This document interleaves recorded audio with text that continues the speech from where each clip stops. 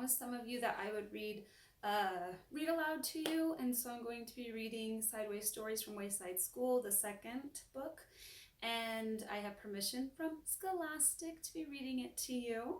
This is not an assignment, but if you're feeling bored or you just want to remember something we used to do in the classroom, I want you to snuggle up, sit back, relax, and just enjoy the story. I'll be reading it in segments, so I'll be reading a few chapters at a time, and then hopefully we can finish the book by the end of the school year. So anyway, enjoy. Miss you guys. Bye. Wayside School is falling down. Chapter 1.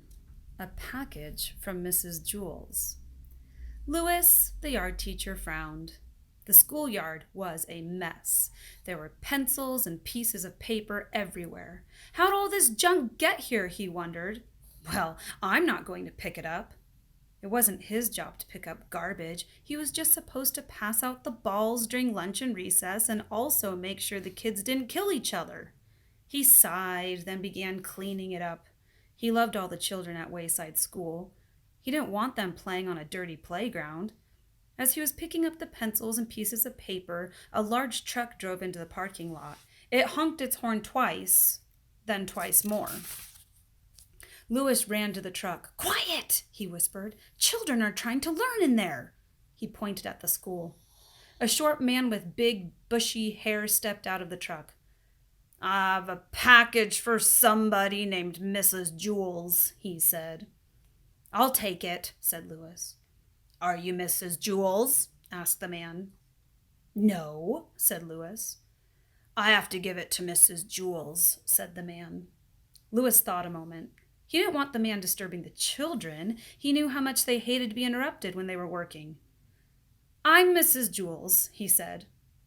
"But you just said you weren't Mrs. Jules," said the man. "I changed my mind," said Louis. The man got the package out of the back of the truck and gave it to Louis. "Here you go, Mrs. Jules," he said. "Ugh," Louis grunted. It was a very heavy package. The word fragile was printed on every side. He had to be careful not to drop it. The package was so big, Louis couldn't see where he was going. Fortunately, he knew the way to Mrs. Jules's class by heart. It was straight up. Wayside School was 30 stories high with only one room on each story. Mrs. Jules's class was at the very top. It was Louis's favorite class. He pushed through the door to the school, then started up the stairs. There was no elevator. There were stairs that led down to the basement too, but nobody ever went down there. There were dead rats living in the basement. The box was pressed against Louis's face, squashing his nose. Even so, when he reached the 15th floor, he could smell Miss Mush cooking in the cafeteria. It smelled like she was making mushrooms.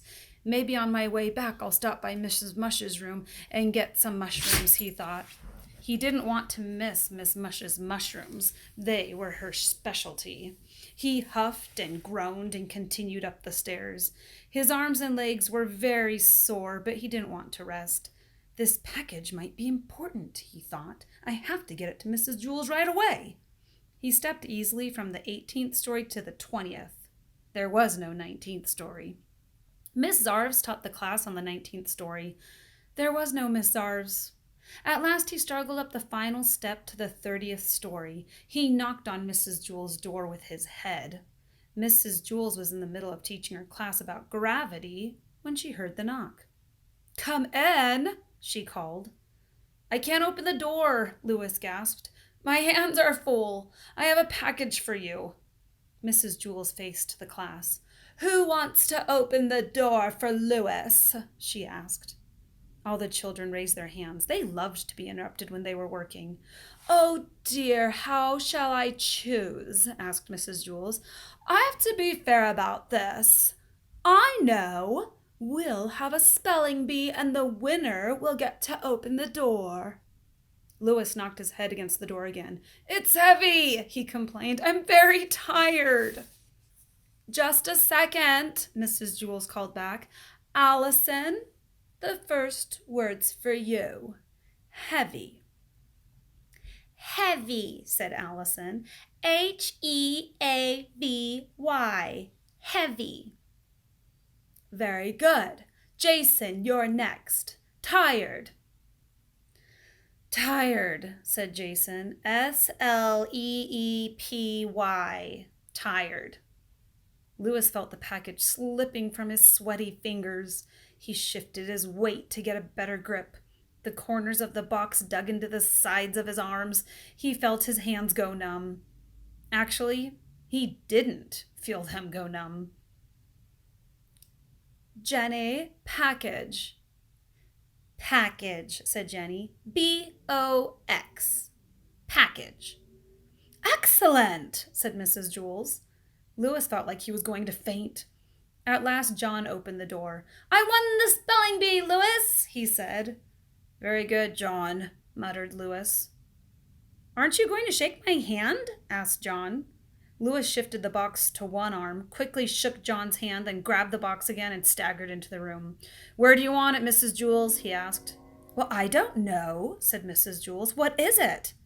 I don't know, said Louis. I'll have to put it down someplace so you can open it. But how can I tell you where to put it until I know what it is? Asked Mrs. Jules. You might put it in the wrong place. So Louis held the box as Mrs. Jules stood on a chair next to him and tore open the top. His legs wobbled beneath him. It's a computer! Exclaimed Mrs. Jules. Everybody booed. What's the matter? Asked Louis. I thought everyone loved computers.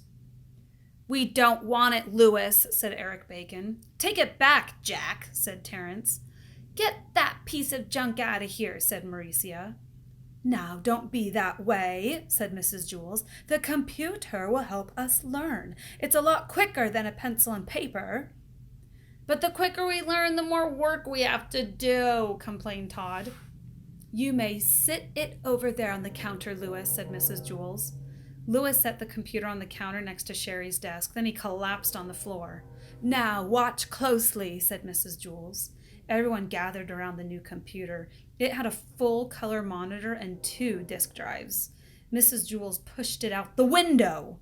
They all watched it fall and smash against the sidewalk. See, said Mrs. Jules, that's gravity.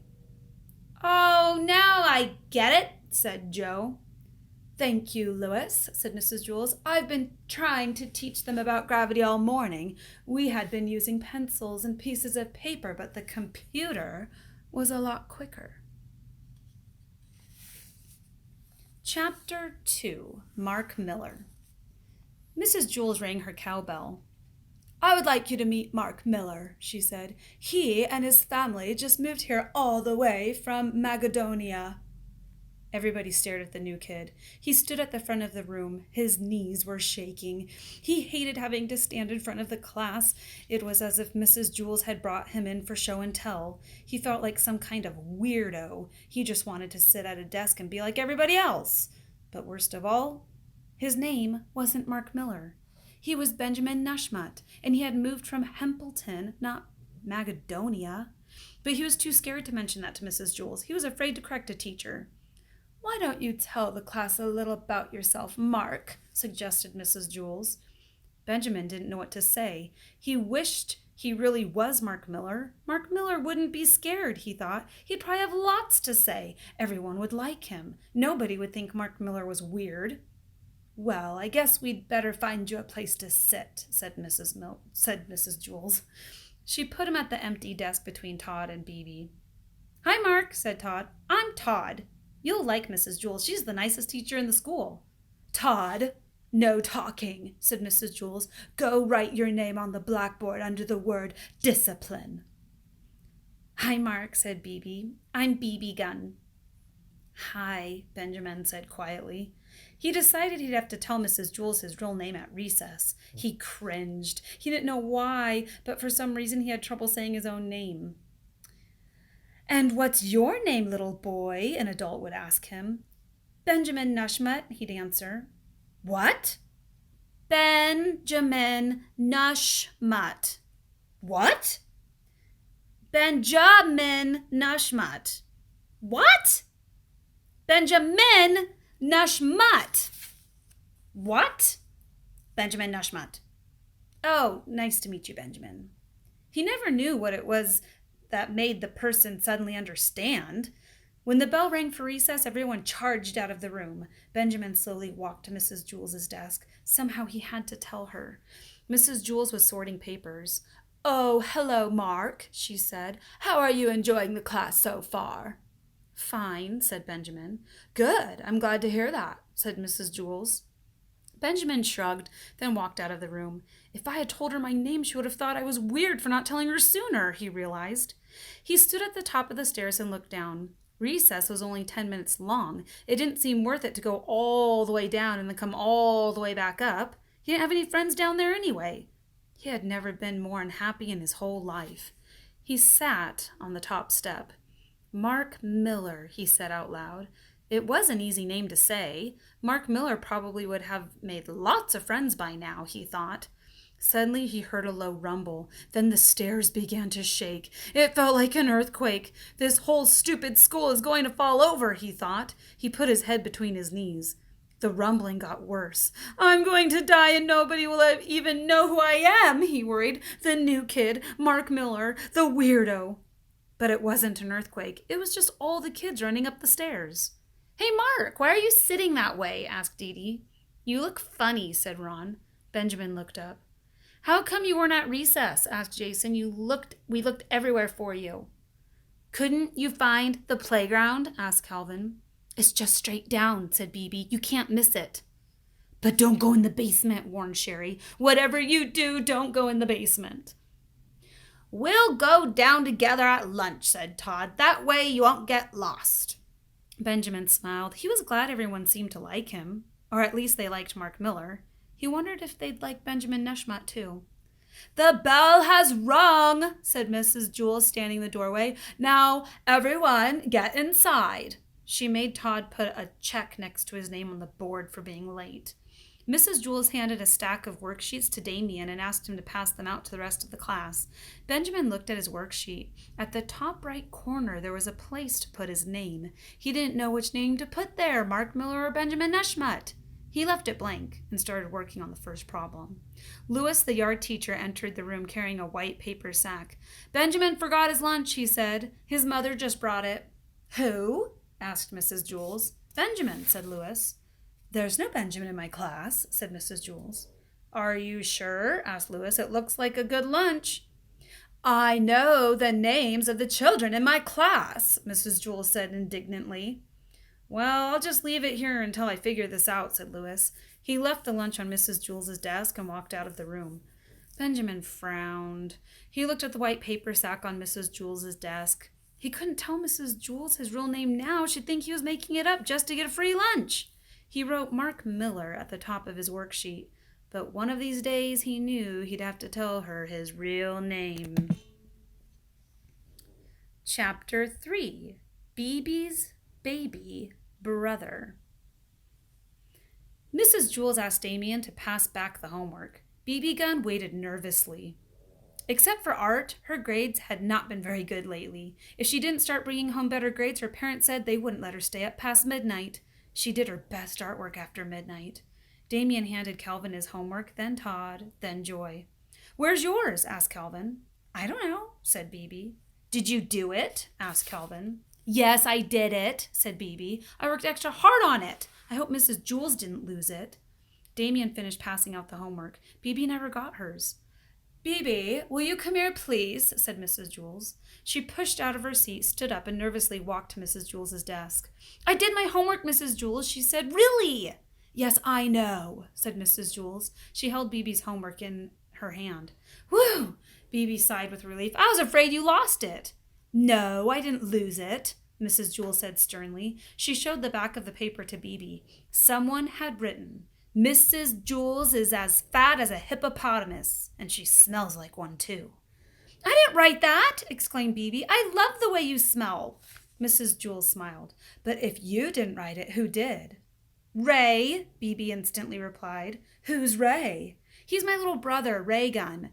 He must have snuck into my room after I was asleep. He always plays tricks on me. I knew how hard I worked on my homework." Well, we'll show Ray, said Mrs. Jules. She gave Beebe an A+. There, I don't think he'll try that again. Thanks, said Beebe. You may have a Tootsie Roll Pop too, said Mrs. Jules. Beebe took a Tootsie Roll Pop out of the coffee can on Mrs. Jules's desk, then returned to her seat. She proudly showed Calvin her A+. The next day, Mrs. Jules asked Damien to hand back another batch of homework. How come Damien always gets to do everything? Griped Kathy. Oh, I'm sorry, Kathy, said Mrs. Jules. Would you like to pass back the homework? No, grumped Kathy. I'm not your slave. Damien passed out the homework. Again, Beebe didn't get hers. Mrs. Jules called her to her desk. On the back of her homework, someone had written, Mrs. Jules has a head full of oatmeal and it leaks out her ears. I didn't write it, said Beebe. Ray? Asked Mrs. Jules. Beebe nodded. Why don't you start checking the back of your homework? Suggested Mrs. Jules. I did when I woke up, said Beebe. He must have done it after breakfast when I was brushing my teeth. We had oatmeal for breakfast. She shook her head. I won't brush my teeth anymore. You have to brush your teeth, said Mrs. Jules. My parents think he's such a little angel, Beebe complained. He's always wrecking things, and then I'm always the one who gets in trouble. Why can't you be more like Ray? They ask. Yesterday, he threw all my underwear out the window. Then my mother yelled at me for it. She wouldn't believe that her little darling son would do something like that. Mrs. Jules gave Beebe another A+ and another Tootsie Roll Pop. For Friday, everyone had to write a report and read it to the class. Beebe wrote her report about George Washington. She stood at the front of the room and read it out loud. George Washington never told a lie. Not like Mrs. Jules. She lies all the time. That's why her nose is so big, and she snores when she sleeps. So Mr. Jules has to wear earplugs. Everyone was laughing. Beebe stopped reading. What's so funny? She asked. Come here, said Mrs. Jules. Beebe shrugged and walked to Mrs. Jules's desk. Mrs. Jules showed her what she had just read. Did I just read that out loud? Beebe asked. Mrs. Jules nodded. I was just reading it, Beebe explained. I wasn't listening. It was Ray again, wasn't it? Asked Mrs. Jules. Had to be, said Beebe. Yesterday he put toothpaste in my socks. Then my mother got mad at me for making a mess and wasting toothpaste. Beebe got an A+ on her report and another Tootsie Roll Pop. After school, Mrs. Jules called Beebe's mother on the phone. Hello, Mrs. Gunn. This is Mrs. Jules from Wayside School. What's Beebe done now? Asked Mrs. Gunn. Beebe hasn't done anything wrong, said Mrs. Jules. She's a wonderful girl.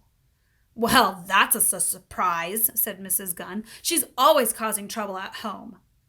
I wanted to talk to you about that, said Mrs. Jules. I think you're being unfair to Beebe. I think she often gets in trouble when really Ray is to blame. Ray? Asked Mrs. Gunn. Yes, I know you think he's a perfect angel, said Mrs. Jules, but some children can be angels on the outside and devils underneath. Yes, that sounds like Beebe, said Mrs. Gunn. I'm not talking about Beebe. I'm talking about Ray. Ray? Asked Beebe's mother. Who's Ray?